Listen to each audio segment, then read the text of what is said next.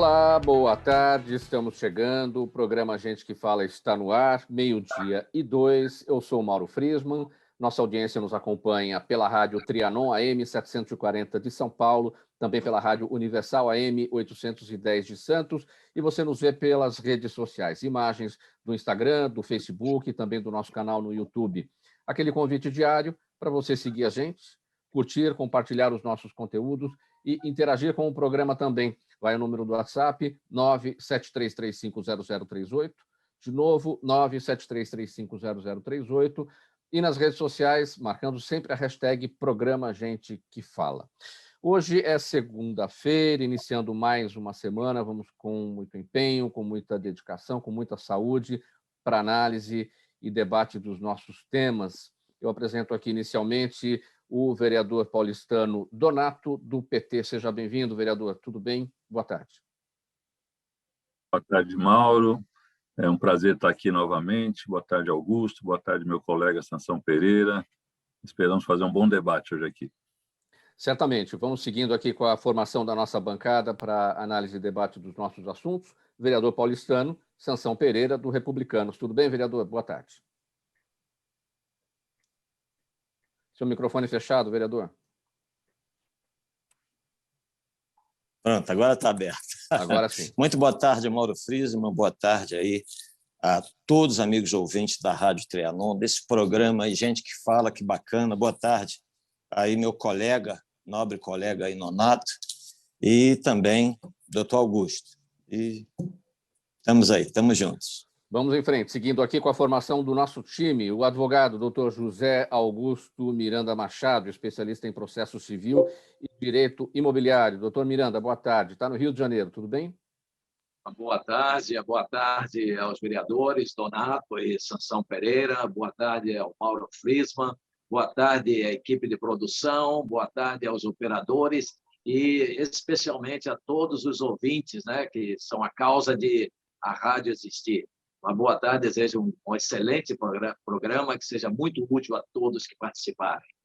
Muito obrigado, doutor Miranda. E fechando aqui o nosso time, o deputado estadual aqui por São Paulo, Bruno Ganem, do Podemos. Tudo bem, deputado Bruno?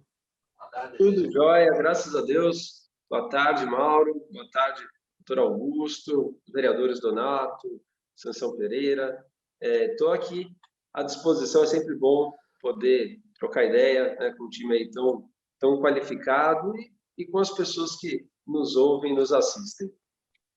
Então, vamos aqui ao nosso primeiro assunto de hoje, o primeiro assunto da semana, Covid-19, a expectativa por conta de todo o trabalho que vai acontecer em Brasília. Instalada e com o plano de trabalho definido, a CPI da Covid inicia amanhã as oitivas de testemunhas com os depoimentos dos ex-ministros da Saúde, Luiz Henrique Mandetta e Nelson Teich.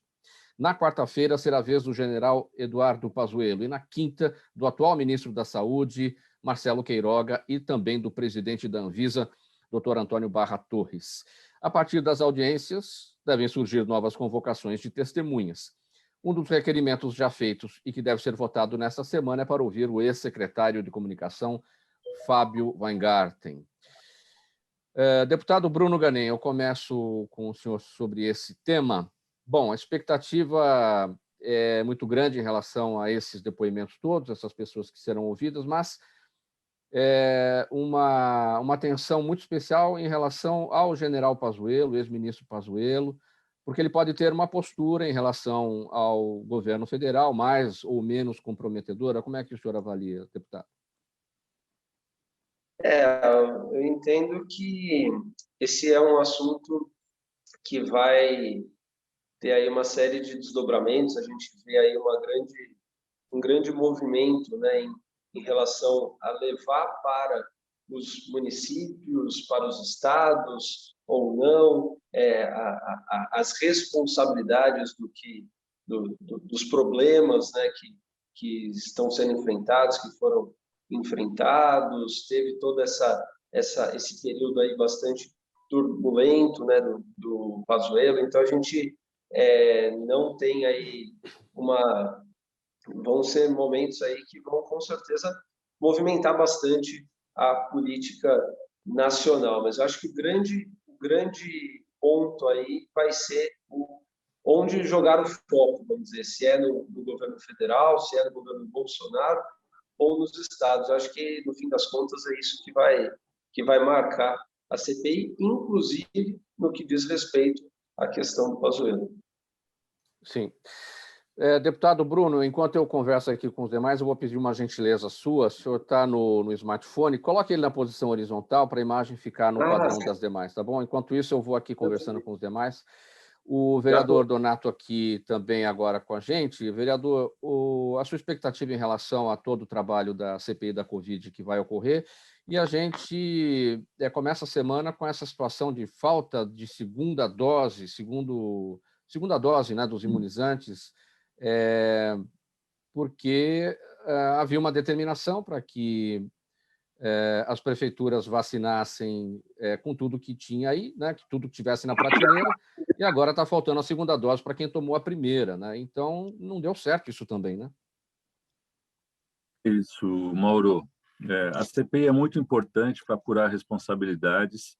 A gente está vivendo uma tragédia, são mais de 400 mil mortos. Hoje tem uma entrevista do coordenador internacional do Médicos Sem Fronteiras na Folha de São Paulo, e mostra que a gente poderia ter evitado muitas mortes e que a falta de coordenação do governo federal e muitas vezes a sabotagem gerou essa situação. Então, a gente espera que a CPI possa apurar isso, definir as responsabilidades e ter as consequências em função disso.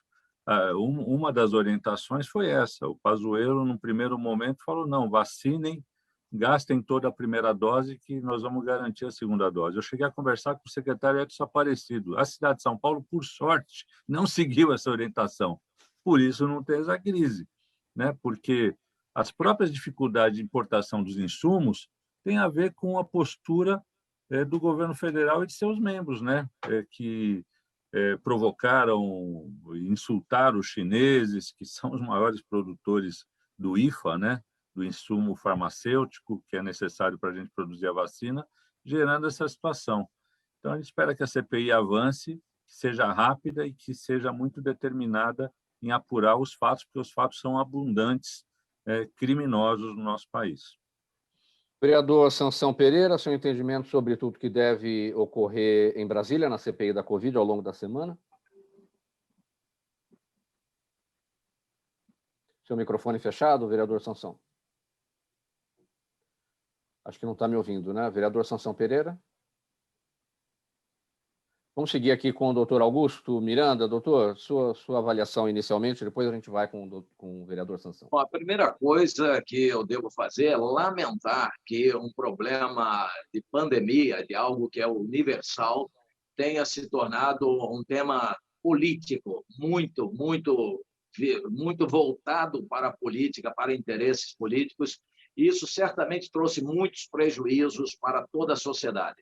Temos que considerar também que o Brasil ele está fazendo uso de um medicamento que é de uso experimental ou para emergências.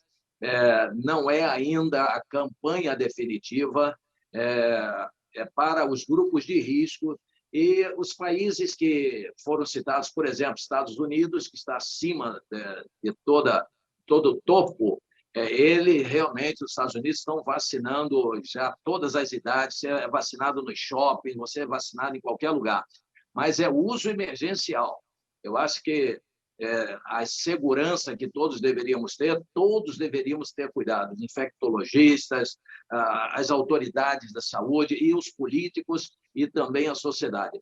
Eu vejo com grande preocupação por causa da tendência política que foi trazida para o tema e que traz prejuízo. Aqui no Rio de Janeiro, a minha esposa tomou o Coronavac. Agora, amanhã ou depois, é o dia dela tomar a segunda dose, mas não tem mais Coronavac. Eu, quando fui tomar dias depois, já era AstraZeneca. E o meu foi marcado a segunda dose para 3 meses depois. Então, realmente, não sabemos o que vai acontecer. Mas eu considero que é uso emergencial, não é uma campanha normal de vacinação, com muitas dúvidas, e realmente precisamos do IFA, precisamos que o Butantan, que a Fundação Oswaldo Cruz produza e receber, na medida do possível, as quantias ou quantidades de doses que vêm do exterior, que é disputado pelo mundo inteiro. Então, a grande dificuldade é essa. A CPI vai ser muito complicada, porque o universo dela é gigantesco, vai envolver os governadores, vai envolver alguns prefeitos, várias cidades. Esse é o problema que nós temos pela frente. Vamos ouvir os ministros, também os ministros, ex-ministros, vão trazer suas ponderações políticas, ele precisa ser muito bem ponderado, né? E nada de haver julgamento precoce, já está havendo pelo presidente e pelo relator. Isso que estamos vendo claramente, infelizmente, se tornou um tema político. Vereador Sansão Pereira, me ouve agora? Está tudo bem com a sua conexão? Eu peço a gentileza que coloque o seu smartphone na posição horizontal, porque você está deitado com a imagem. Estou deitado, pronto. Isso, muito bem. Agora tudo bem, está no padrão das demais imagens aqui. Seu entendimento sobre o que deve acontecer nessa primeira semana de trabalho da CPI, no caso das oitivas na CPI da Covid.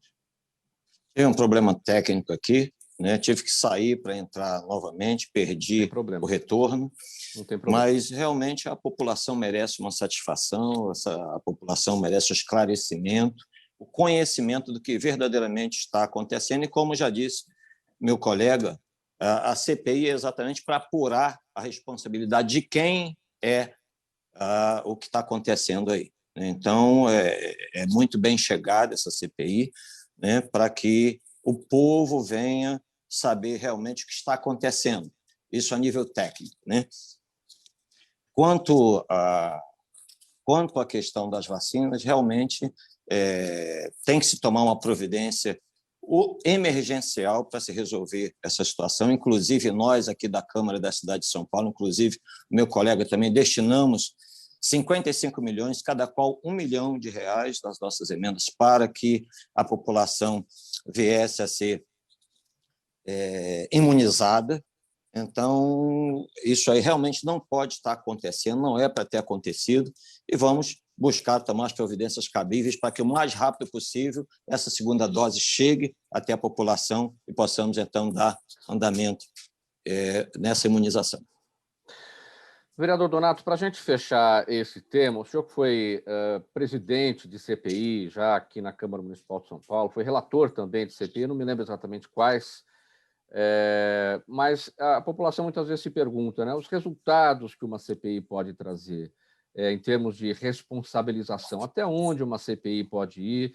É importante sempre explicar que a CPI é uma ferramenta que a minoria tem para poder investigar atos do Executivo e que existem algumas regras constitucionais a serem cumpridas para a formação dessa CPI.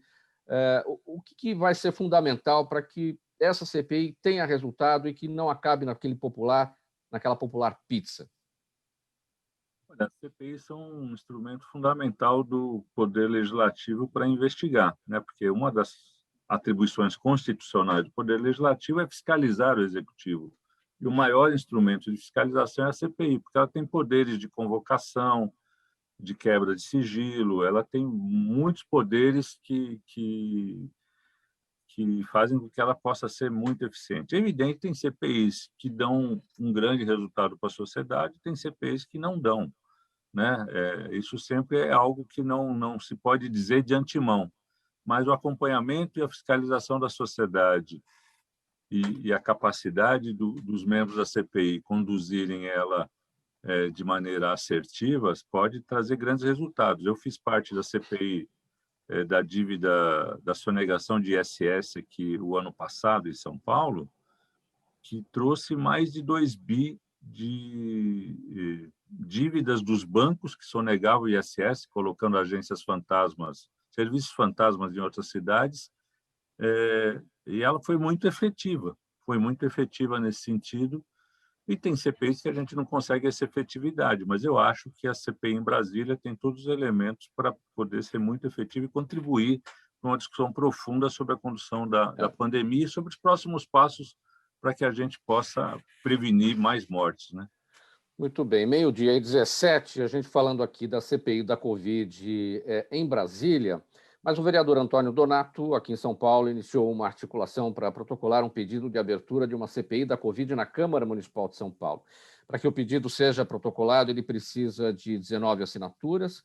No requerimento, o vereador afirma que a Prefeitura não implantou um programa consistente de testagem em massa, permanece inerte quanto à aquisição de vacinas, criou um auxílio emergencial tímido em relação à disponibilidade de caixa e tem falhado na educação. Vereador Donato, os vereadores de oposição na Câmara de São Paulo, PT e PSOL, somam 14 do total das 55 cadeiras na casa. Para chegar a 19 fica difícil.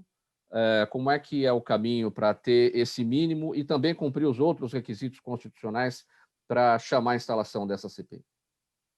Olha, não é simples, né? Mas a gente já tem avançado, temos 17 assinaturas, estamos dialogando com vários vereadores. A gente tem uma situação na cidade de São Paulo que pouco se fala. O Brasil tem 400 mil mortes. Isso dá mais ou menos, naquele critério de morte por 100 mil habitantes, por volta de 200 mortes por 100 mil habitantes. A cidade de São Paulo já tem mais de 30 mil mortes. Nós temos mais de 250 mortes por 100 mil habitantes. Então, nossa situação é mais grave que a do país, na média, né? É evidente que tem locais mais graves, mas isso já mereceria que a gente avaliasse aqui. E não é para uma CPI, não é só para acusar, para procurar responsáveis, é para propor coisas, né? A gente poderia ter feito um programa de testagem em massa que não foi feito. Hoje, se você for numa UBS e disser que tem alguém na sua casa com Covid, você não vai ser testado, a menos que você tenha sintomas muito importantes. Então, com isso, você não rastreia. E isso é uma decisão que, na minha opinião, é errada. E a gente quer saber por que foi tomada essa decisão. A Prefeitura, paradoxalmente, tem muitos recursos em caixa hoje. Tem mais de 20 bilhões em caixa. Teve um superávit do ano passado para esse ano de mais de 5 bi. E esses recursos poderiam estar sendo aplicados para minorar o sofrimento com a pandemia, tanto do ponto de vista de atendimento na saúde, quanto do ponto de vista do atendimento emergencial, com cestas básicas, com auxílio emergencial, mas ela tem sido muito tímida, e a gente quer discutir essas questões nessa CPI. A instalação de uma CPI da Covid na Câmara Municipal de São Paulo, vereador Donato, pode, uma vez que a CPI da Covid lá no Senado Federal pode chegar até governadores e prefeitos, uma vez chegando até os prefeitos, não seria um conflito aí de CPIs? Duas situações Porque distintas? O que foi aprovado em Brasília foi exatamente o que foi repassado de verba federal poder ser investigado. O nosso escopo é outro, né? É um pouco diferente, não é de fiscalização de verbas, ainda que a gente possa fiscalizar a aplicação de verbas e deva fiscalizar, mas diz respeito às políticas estabelecidas aqui na cidade de São Paulo. E alcançando o objetivo, vereador Donato, o senhor, como proponente, seria o presidente desta CPI? O regimento da Câmara fala isso. Não é fácil, porque eu preciso protocolar com 19 e depois conseguir ter 28 votos para instalar. Não é simples, mas eu acho que o tema merece. Muito bem, seguindo aqui, 12h21, vamos aqui seguindo com o assunto Covid-19. Foi aprovado em primeira votação na Câmara Municipal de São Paulo o projeto de lei de autoria do vereador Sansão Pereira, do Republicanos, que prevê o uso da telemedicina no Sistema Único de Saúde. Uma das finalidades do projeto de lei é dinamizar o acompanhamento médico de pacientes que já passaram por atendimento presencial. E, além disso, o sistema pode ajudar no enfrentamento da pandemia, já que o distanciamento social é um dos principais protocolos para minimizar a proliferação do vírus. Vereador Sansão Pereira, nós temos aqui na cidade de São Paulo aquele aplicativo e-Saúde SP, é uma plataforma de integração de dados clínicos da Prefeitura. Ali não tem a telemedicina presente naquele aplicativo? A telemedicina já não é usada pela Prefeitura de São Paulo?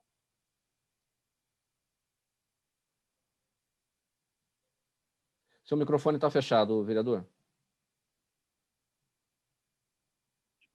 Agora parcialmente, sim. Parcialmente, sim. Muito pequenininha em relação ao que realmente é proposto que pode ser feito. Se eu quiser entrar aqui agora e falar com o médico, eu posso, eu já tenho acesso, porque eu tenho um plano de saúde.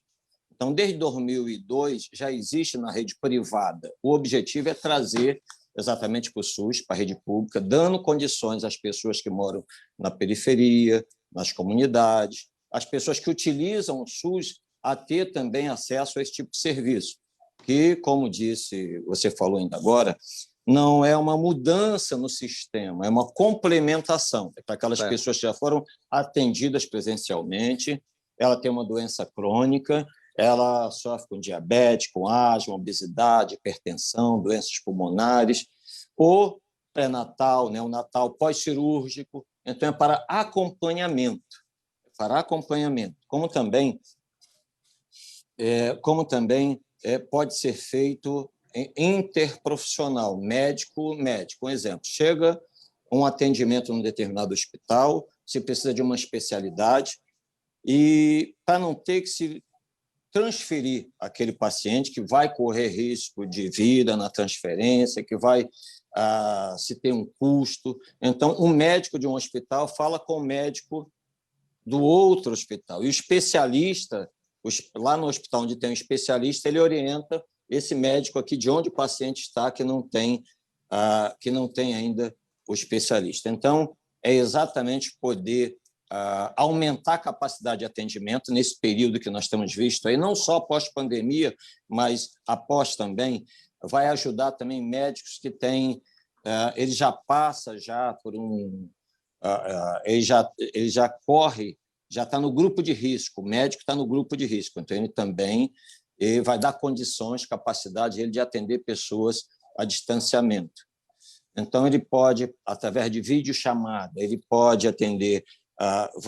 tem a equipe que vai em casa, a equipe da família, que já tem um tablet, eles já utilizam um tablet, então vai poder ser feito esse atendimento através dessa equipe da família, como também através de um aparelho que a pessoa tenha, ou se ela não tem, nós já fizemos uma pesquisa, 78% das pessoas já têm equipamentos. Se ela não tem, ela pode utilizar de um vizinho. Quantas vezes um vizinho tem necessidade de um transporte, uma emergência, e o outro vizinho cede? Então, tem também as associações, os institutos, as ONGs, onde nós poderíamos dar andamento nesse tipo de serviço. Então, é exatamente trazer para o SUS o que já existe na rede privada, desde 2002. Né? Qual é o potencial o potencial de alcance desse seu projeto de lei? Quantas pessoas poderiam ser beneficiadas na cidade de São Paulo? Olha, aproximadamente quase 8 milhões de pessoas, levando em consideração que são as pessoas que utilizam o SUS dentro da cidade de São Paulo. Então, aproximadamente 8 milhões de pessoas. Já passou, já... Pode concluir. Sim. Já passou em algumas comissões, já passou também em primeira votação e retorna agora para a segunda votação. Tem previsão para a segunda votação ocorrer no plenário da Câmara, vereador? Eu acredito que nesses últimos 30 dias. Nesses próximos 30 dias agora nós já temos acesso. É um projeto autorizativo, ou seja, o legislador autoriza o Poder Executivo a fazer o uso da telemedicina, ou é um projeto que obriga o Poder Executivo a fazê-lo? Olha, quanto ao paciente, o paciente vai poder optar. Nós já temos, já vou responder a tua pergunta, nós já temos, está bem adiantado em Santa Catarina, já tem 90% do estado que foi implantado. Rio Grande do Sul, Curitiba, Goiás. Então, já existe o Telesaúde. É um link dos estados e municípios. Já existe o prontuário virtual, inclusive foi uma das propostas do prefeito Bruno Covas. Né? Então, já existem algumas UBSs. Existe existe já por parte do decreto federal a portaria 3.193/2020, que é um incentivo financeiro no valor de R$ 27.100 de cada equipe. Quer dizer, cada UBS normalmente tem 2 equipes. A equipe que atende internamente o pessoal que chega e a equipe que vai à casa do familiar. Então, são aí R$ 54.200 para informatização, isso para prontuário eletrônico. E, como você viu, já está bem caminho andado, você mesmo mencionou aí o e-saúde, né? E já tem esse prontuário em andamento, existe um período para ele ser implantado, caso não seja implantado num determinado período, de 2018 para cá, o governo federal deu 4 anos, e caso não seja implantado, passa a haver um prejuízo do recebimento de recursos. No caso, os municípios e estados vão perder em recursos, caso não implante isso daí em tempo. Então, quanto à obrigatoriedade, a sua pergunta, se é obrigatório. Sim, para o SUS, porque para o paciente, não. O paciente ele fica à vontade. O paciente ele tanto pode ser atendido de uma maneira, se ele quiser, virtual ou presencial, ele opta, né? Mas, sim, é para que o SUS dê condições, para a implantação do SUS, para que ele dê condições para que todas as pessoas que precisem tenham acesso a esse tipo de serviço. Sim. Vereador Sansão, para a gente fechar esse tópico, a seguinte pergunta: a urgência para a sociedade é sempre diferente da urgência da política. Aqui do lado de fora, a gente tem uma ansiedade em relação a uma velocidade maior dos projetos nos legislativos em todos os níveis e em todo o país, né? Na Câmara Municipal de São Paulo, nesse momento de pandemia, essas matérias que tratam da saúde, especialmente da Covid, ganharam mais celeridade, ganharam uma importância maior aí para, ou seja, eu vou dar um exemplo aqui, maior velocidade na CCJ, porta de entrada do projeto, maior velocidade na discussão nas comissões temáticas, especialmente na de saúde, e maior velocidade também na própria votação no plenário? Sem dúvida. Inclusive, nós fazemos parte da CCJ, né, como relator. Inclusive, na semana passada, vieram 61 projetos para votação, 61 projetos para que fossem votados, mais os que se chama de pé de pauta, mais uma faixa de mais 14 projetos. Chegou a ser votados todos, não houve tempo, mas nós estamos dando o máximo de prioridade possível. Está aí o colega Donato, que tem acompanhado, nós temos corrido.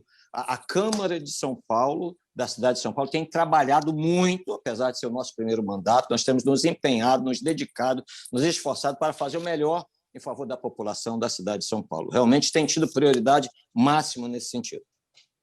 12:30 no programa Gente que Fala. Você nos acompanha pela Rádio Trianon, AM 740 São Paulo, Universal AM 810 Santos e também nas redes sociais. Nós vamos para um intervalo, 30 segundinhos apenas, e voltamos em seguida. Até já. Os maiores trabalhos de comunicação nunca abrem mão de um excelente instituto de pesquisas. A Orbis é um instituto de pesquisas que une precisão e confiabilidade estatística com a mais alta tecnologia em pesquisas do mercado. Na sua próxima pesquisa, se eu fosse você, chamava Orbis. Até porque o sucesso é consequência direta da informação que você tem e o que você faz com ela. Faltando 29 minutos para 1, de volta com o programa Gente que Fala, Rádio Trianon, Rádio Universal e também nas redes sociais. Nosso próximo assunto agora.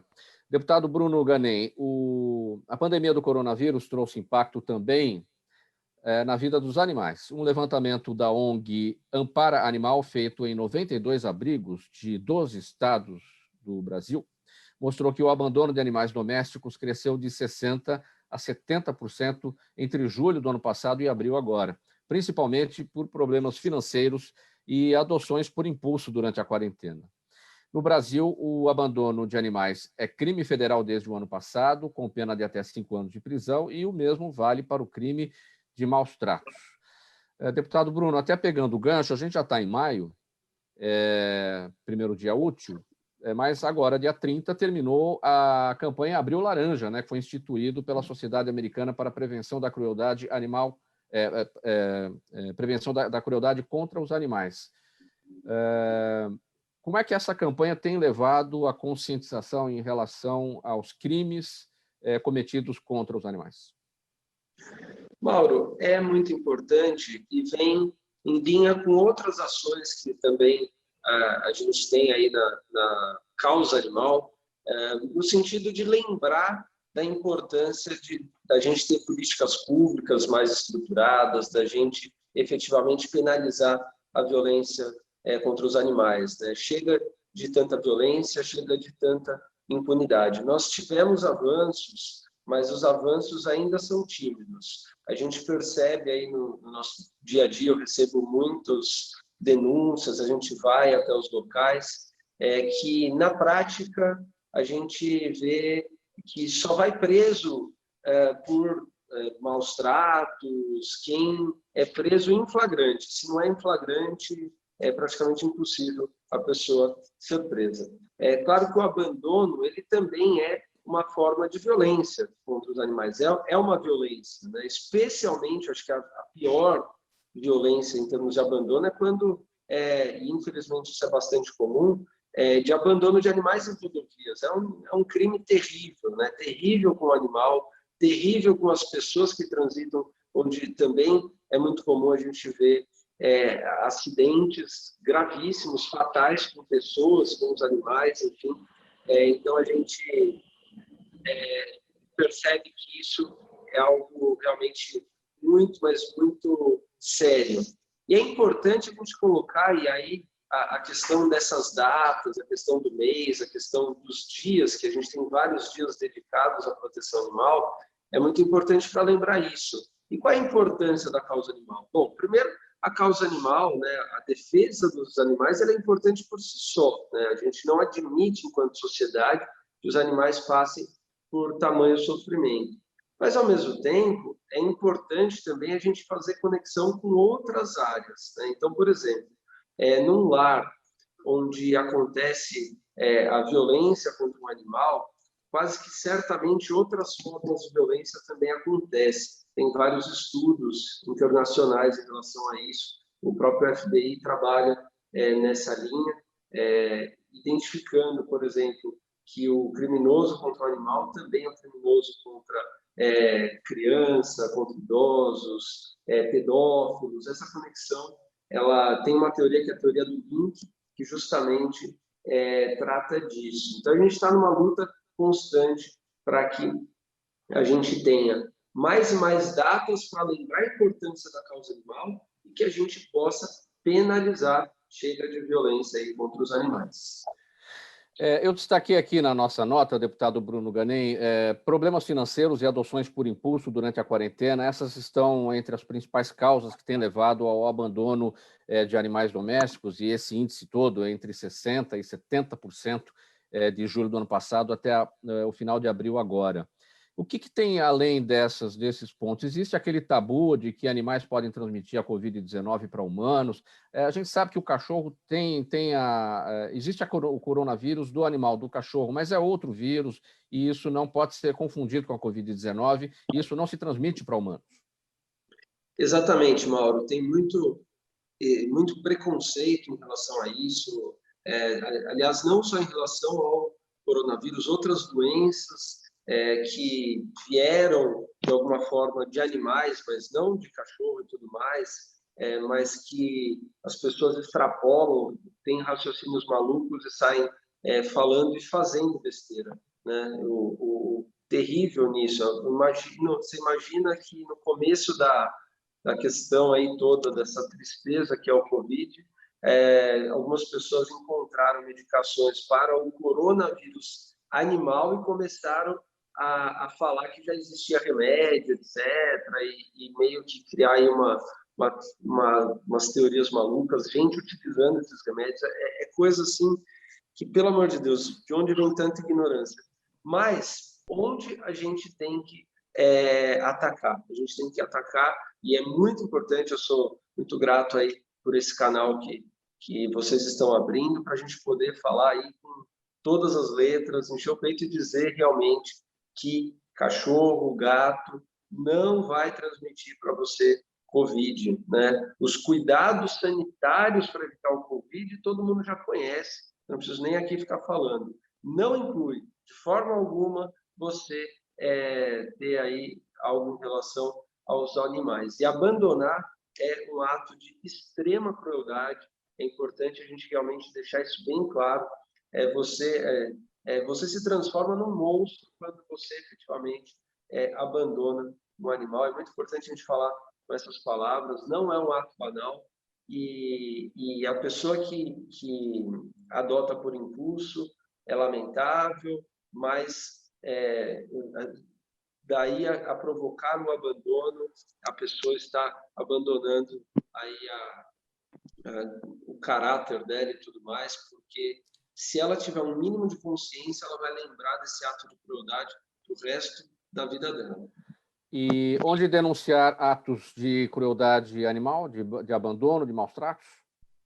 Delegacia Eletrônica de Proteção Animal, a DEPA, né, um trabalho que está cada vez mais estruturado, ainda tem sim as suas dificuldades, a gente tem acompanhado, tem cobrado, inclusive, uma melhora, mas é a forma mais fácil e rápida aí de eu passar. Tem vários caminhos, mas a DEPA eu considero aí o caminho mais efetivo, qualquer dúvida. E eu estou à disposição, quem tiver qualquer dúvida também, quiser entrar em contato comigo, com o meu mandato, eu estou à disposição para orientar também.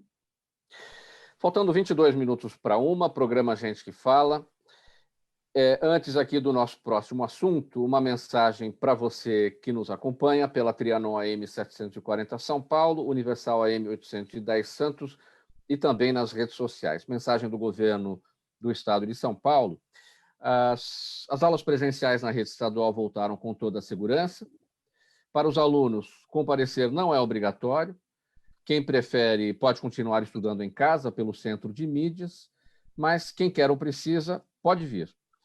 Tem também a merenda preparada com todo o carinho e segurança, mesmo sem aulas presenciais. Nunca faltou merenda no estado de São Paulo para ajudar os que mais precisam. Esperamos vocês. Use máscara, governo de São Paulo, estado de respeito. Agora mais um tema aqui para nossa análise e debate. O leilão da SEDAI, maior concessão de saneamento do Brasil, trouxe à tona um debate sobre as cobranças de taxas de água e esgoto, não apenas no Rio de Janeiro, mas em todo o país. Isso porque, nos últimos meses, concessionárias de vários estados vêm enfrentando reclamações e até mesmo processos por cobranças irregulares. Doutor Miranda, especialista nesse tema, que cobranças irregulares são essas?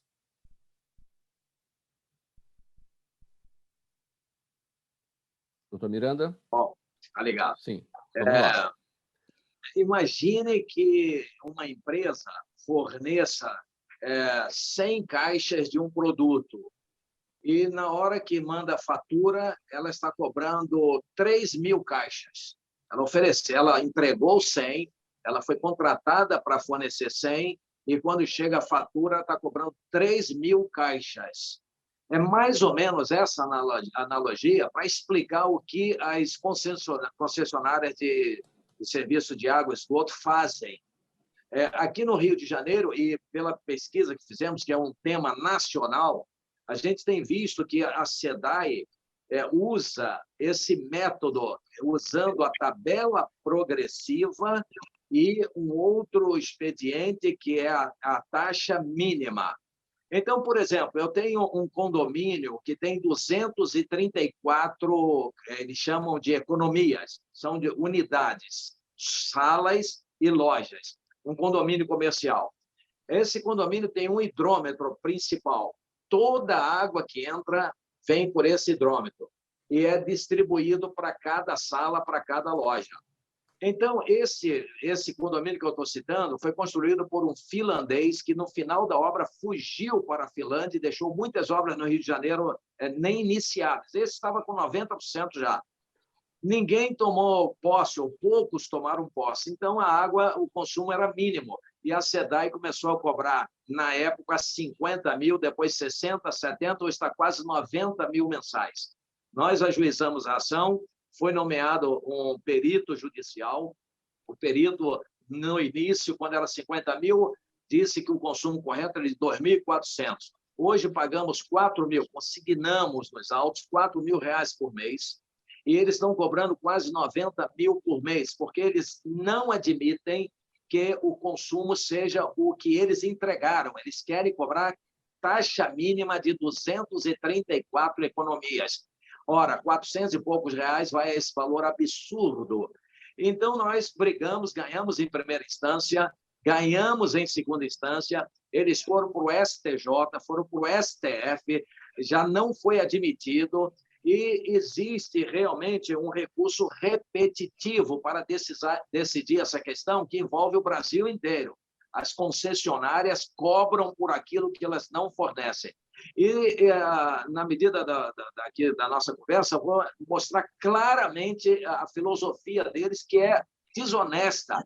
É uma empresa que age com desonestidade, impõe, briga e luta tremendamente para receber aquilo que não forneceu. Quando entra pelo hidrômetro uma quantidade grande de água, existe a tabela progressiva. Então, esse consumo vai para o topo. Isso é uma medida para evitar desperdício. Quando este topo é distribuído por 234 unidades, no meu exemplo, não chega à taxa mínima. O consumo é pequeniníssimo para cada um. Então, ele vai dizer, não, então vou cobrar taxa mínima de cada uma, e dá essa monstruosidade. E quando nós triunfamos, tanto para que não fosse usada a tabela progressiva, porque o consumo exagerado não é real, é porque acumula entrada geral. Eles dizem, vocês querem as duas coisas, ou uma coisa ou outra no mínimo, porque perderam. Eles queriam tudo. Mas não, você ou taxa mínima ou tabela progressiva. Eles dizem, nem uma coisa nem outra. E triunfamos, até agora temos triunfado. Eles ainda entraram agora com agravo em recurso especial e agravo em recurso extraordinário para STF e STJ, porque não foi admitido o recurso deles. Então, é realmente uma desonestidade. Uma empresa, alguém me contrata, tem uma fazenda, me compram 100 bois, eu entrego 100 bois e quero cobrar por 5.000 bois. E uso a lei para impor que, não, você tem que me pagar, porque eu tinha 5.000 bois na minha fazenda e agora você vai ter que pagar por eles. É tão absurdo, mas que as concessionárias não percebem isso, parece que são gerenciadas, governadas, dirigidas por pessoas que não têm lógica nenhuma na cabeça, foge-lhes o bom senso, foge a honestidade, não existe princípio de honestidade nenhum, é um absurdo. Todos os condomínios deveriam ir atrás disso. A maioria absoluta dos condomínios estão pagando contas astronômicas, estratosféricas, sem usar o produto, e sob a tese de que há uma disponibilidade do produto e tem que pagar. Tem que usar a tabela progressiva, no caso do hidrômetro único, e tem que usar taxa mínima para aqueles que consomem pouquinho. Então, em resumo, é isso que as concessionárias têm feito contra a população, contra o povo brasileiro. Então, são muitos temas. Esses dois animais achei interessantíssimo. Interessa a sociedade, interessa a vacinação, interessa também o consumo de água e esgoto, em muitas cidades que não têm nem esgoto, que cobram por esgoto. Então, infelizmente, o nosso Brasil, os órgãos brasileiros, as empresas brasileiras, têm uma coisa chamada desonestidade na alma. E tudo que produz com desonestidade, e isso é muito lamentável. Sim. Faltando 14 minutos para uma informação importante aqui, que acaba de chegar, os portais já estão falando a respeito. O prefeito licenciado de São Paulo, Bruno Covas, teve que ser internado hoje na UTI do Hospital Sírio-Libanês, aqui na capital paulista, após apresentar um sangramento no estômago. Essa informação foi confirmada aqui pelo portal UOL, ao portal UOL, pelo infectologista Dr. Davi Uip, que é o médico pessoal do prefeito Bruno Covas e que acompanha o tratamento dele contra o câncer. A informação que o portal G1 traz a respeito diz que o prefeito foi entubado, transferido para a UTI do Hospital Sírio-Libanês após a descoberta desse sangramento no estômago. E aqui também, segundo o portal G1, o doutor Davi Uip, que compõe o corpo clínico que cuida do prefeito, disse que o sangramento foi controlado pelo endoscopista. Então, vamos acompanhar aqui todas as informações do estado de saúde, do quadro de saúde do prefeito Bruno Covas, nesse momento em que ele se submete ao tratamento do câncer contra o qual ele vem lutando. Voltando aqui para um outro assunto aqui, doutor Miranda, que também é do seu escopo, da sua área de atuação, que é a lei da alienação parental. Então, temos uma história aqui. Imagine a seguinte situação: você está separado do marido ou da esposa, e um dia o seu filho se recusa a passar o fim de semana com o pai ou a mãe, alegando maus tratos e abusos. Aí você recorre à justiça para tentar impedir essa visita, só que, com a lei da alienação parental, o seu relato é colocado em dúvida, e o da criança também, alegando que pode estar havendo um uso da alienação parental contra o menor. Enfim, tudo isso é polêmico. A lei visa proteger as crianças de pais e mães que as usam como instrumento de vingança contra o ex-parceiro. Doutor Miranda, esse caso demonstra um mau uso da lei da alienação parental, ou seja, a pessoa que faz a denúncia acaba sendo a vítima, ela é denunciante e a lei se volta contra ela? Olha, essa é uma situação muito sensível, muito grave e muito real. Acontece aos montes Brasil afora. Essa lei ela veio como um avanço. É uma lei de 2010, se eu não estou equivocado, 2010. É a lei 12.318, se eu não estiver equivocado. Mas é uma lei importante, porque ela veio proteger as crianças, e veio proteger a família. É uma lei que visa eliminar aquilo que se chama de alienação, que é uma construção negativa do outro genitor, por um deles. Tanto faz o agente masculino ou feminino, é possível que ambos cometam. Essa lei tem alguns problemas, realmente. Precisa não ser revogada, como foi cogitada e ainda é cogitada a sua revogação. Acho que não deve ser revogada, mas deve ser aprimorada. Ela tem problemas técnicos, que não vou entrar aqui agora, porque não é o caso, mas tem problemas também de aplicação. O que aconteceu? Uma criança de 2 anos, 3 anos, denuncia ou dá uma dica de que houve um abuso sexual. Eu tenho um caso que nós tratamos aqui, que o menininho, quando a mãe foi dar banho nele, ele disse para ela: mamãe, eu e o papai temos um segredinho. Ela disse: muito bem, tem um segredinho, mas qual o segredinho? Aí ele disse: eu não posso contar, meu pai falou que eu não posso contar para ninguém. A mãe, muito sabiamente, disse: não, o papai tem razão, mas esse segredinho é com o papai e com a mamãe, você não pode contar para ninguém.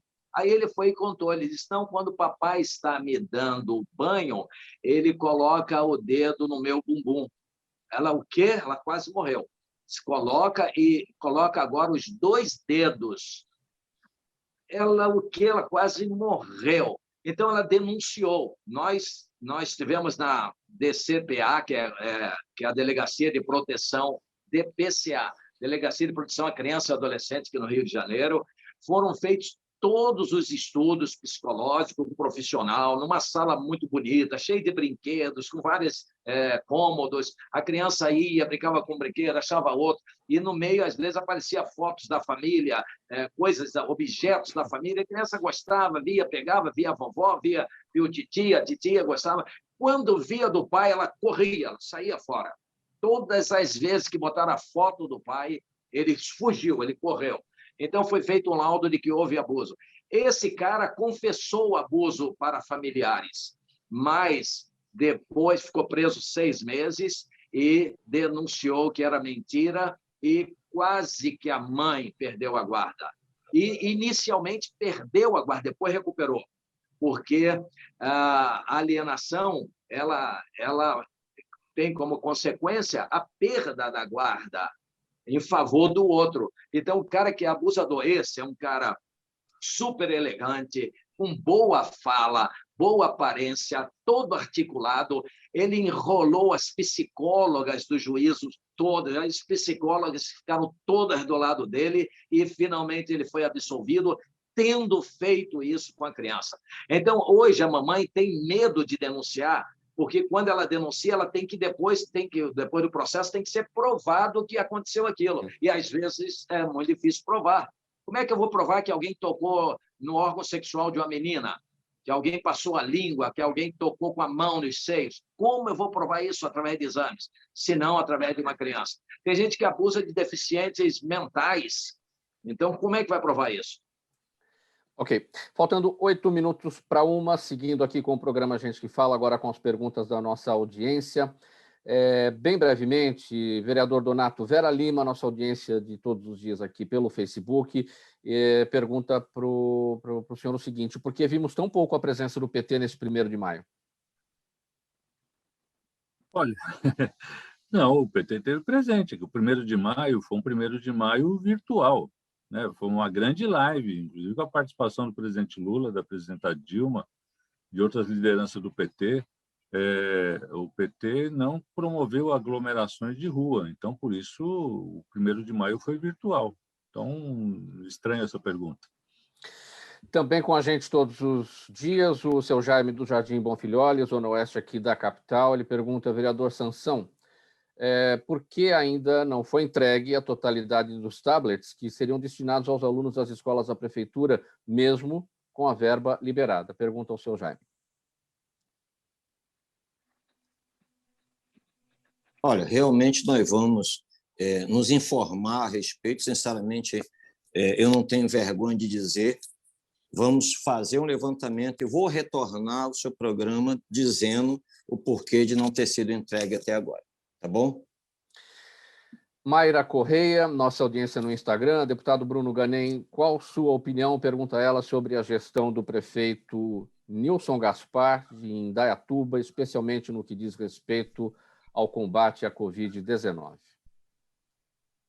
Olha, a nossa crítica aqui, eu tenho feito algumas, em relação à forma com que a gestão começou a questão do Covid lá atrás, mas a gente também tem um elogio, eu prefiro até me ater a ele, em relação à vacinação. Eu acho que está muito organizada, tem conseguido aí dar celeridade no processo.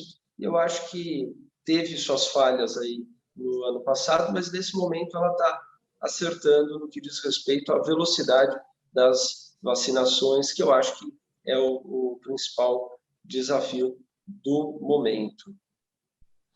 E bem brevemente, doutor Miranda, até por conta aqui do nosso tempo, a Adriana Muniz, nosso canal no YouTube, ela acompanhando, pergunta, na prática, como na prática pode ser caracterizado um ato de alienação parental? Só os pais podem ser responsáveis por esse tipo de ação? Bem brevemente, num complemento ao que o senhor já destacou. Não somente os pais, mas os avós, aquele que tem a responsabilidade sobre a criança, aquele que tem a guarda sobre a criança, todos esses podem cometer esse delito. E ele é percebido pela reação da criança. A criança começa a ficar com medo do pai ou da mãe, e aí a mãe começa a descobrir isso. É realmente muito delicado, mas que precisa toda a atenção, porque é a formação de personalidades e que depois vem tristezas muito grandes pela frente. Temos muitos exemplos de verdadeiras catástrofes que aconteceram, o mundo das drogas, a depressão profunda por consequência da alienação parental, que existe desde que o homem é homem, mas que o Brasil deixou isso bem claro com esta lei de 2010. Bem brevemente, sua despedida, doutor Miranda, para a gente seguir aqui para os demais.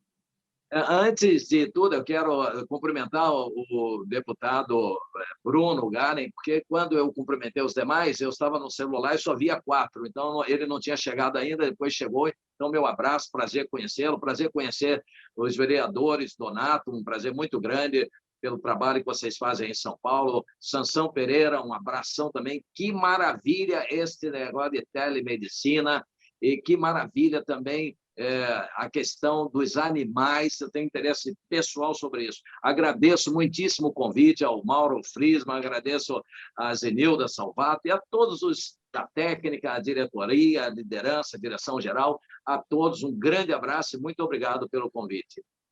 E aos ouvintes, não esquecer dos ouvintes, que são a causa maior de nosso trabalho. Exatamente. Muito obrigado, doutor Miranda. Agora, a despedida bem breve, vereador Sansão. Obrigado, Mauro. Quero agradecer a você, agradecer a todos. Obrigado aí pela oportunidade, né? Um abraço aí para o meu amigo aí, vereador Donato. Como é rápido, né, para o doutor Augusto. Obrigado, doutor Augusto. Também quero aproveitar e cumprimentar o Bruno Garden, o deputado estadual. E, repito, quer dizer, nós temos visto esse problema aí da pandemia, né? Acredito que tem tido dificuldades na entrega dos equipamentos por causa disso. Porém, vamos retornar te dando uma resposta quanto a isso, tá bom? Forte abraço, então. Obrigado a todos. Muito obrigado. Vereador Donato, sua despedida. Queria agradecer mais uma vez o convite, foi um prazer participar mais uma vez. Doutor Miranda, prazer em conhecê-lo. Colega vereador Sansão, prazer também estar aqui com você. Deputado Bruno Ganem, também um prazer em conhecê-lo. E estamos à disposição. E espero que a gente possa ter contribuído um pouquinho aí com seus ouvintes e debatendo os temas aqui apresentados. Muito obrigado. Muito obrigado. Lembrando aqui, né, vereador Donato, vereador Sansão, durante esse período aqui do afastamento do prefeito Bruno Covas, foi anunciado ontem, né, 30 dias de afastamento do cargo para que ele se dedique ao tratamento desses novos focos de câncer. O cargo será ocupado, claro, pelo vice-prefeito Ricardo Nunes, do MDB. Agora, todo um trabalho diferente aí pela Câmara Municipal também, né, vereador Donato? Sim, primeiro desejar a recuperação para o prefeito Bruno Covas. A gente sabe que o estado é bastante sensível, a gente não tem como omitir isso, ele mesmo foi muito transparente nesse período todo da doença dele, e espero que seja só uma interinidade, e se for uma interinidade, acho que as coisas vão continuar normalmente. O Ricardo foi nosso colega na Câmara, Sim. tem totais condições de tocar a prefeitura. Bem breve sua despedida agora, deputado Ganem. Bom, quero agradecer, Mauro, agradecer a todos aí, mandar um abraço aí para o vereador Sansão, para o Donato, para o doutor Augusto Miranda e aos ouvintes e também as pessoas que estão nos acompanhando aí nas redes sociais, me colocar à disposição, especialmente no que diz respeito aí à causa animal. Muito obrigado. Termina aqui essa edição do programa Gente que Fala, de segunda-feira. Estiveram com a gente hoje o deputado estadual aqui em São Paulo, Bruno Ganem, do Podemos, o vereador Donato, vereador paulistano aqui do PT, o vereador paulistano também Sansão Pereira, do Republicanos, e o advogado José Augusto Miranda Machado, especialista em processo civil e direito imobiliário, que conversou com a gente lá do Rio de Janeiro. Na mesa de som com a gente hoje, o Sérgio Souza, também o nosso gerente técnico da Rádio Trianon. Apresentação minha, Mauro Friesman, pauta e redação Pedro Schiavon, diretora de produção Zenilda Salvato, nosso diretor-geral jornalista Fausto Camunha. Do outro lado, você sempre, ouvinte e espectador, a razão da nossa presença aqui todos os dias. Na sequência, aqui na programação da Rádio Trianon, você fica com o programa Sociedade em Foco, com o Dermeval Pereira, da 1 às 2. A partir das 2, o André e você, apresentado pelo psicólogo André Lúcio Nicoli. Uma boa segunda-feira, uma boa tarde de segunda-feira para todos. Obrigado pela audiência. 1h em ponto. Tchau, até amanhã. Valeu.